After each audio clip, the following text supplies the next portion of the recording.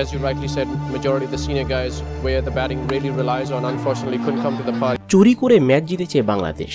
টানা চতুর্থ হারের পর বাংলাদেশকে চোর বলে ম্যাচ শেষে একই বললেন সিকান্দার রাজা।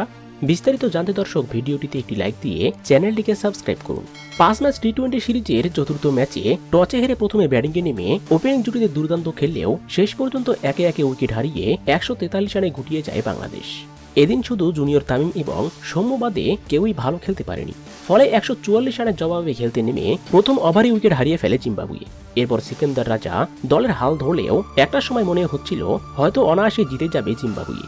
তবে টাইগার বোলারদের বোলিং ভেলকিতে আবারও ম্যাচে ফেরে বাংলাদেশ, কিন্তু শেষ দিকে আবারও ব্যাটিং কারিশমা দেখায় জিম্বাবুয়ে। অনেকটা জেতার দ্বার প্রান্তে গিয়েও শেষ মুহূর্তে হেরে যায় সিকান্দার রাজার দল।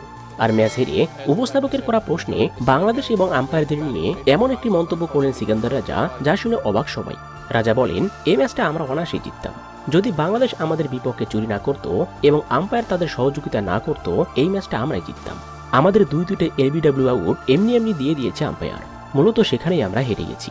তো দর্শক, ম্যাচের সিকান্দার রাজার এমন মন্তব্য আপনারা কিভাবে দেখছেন অবশ্যই কমেন্ট করে জানিয়ে দিন। এ নিয়ে আপনার মূল্যবান মতামতটি আমাদের ভিডিওর কমেন্ট বক্সে। ধন্যবাদ।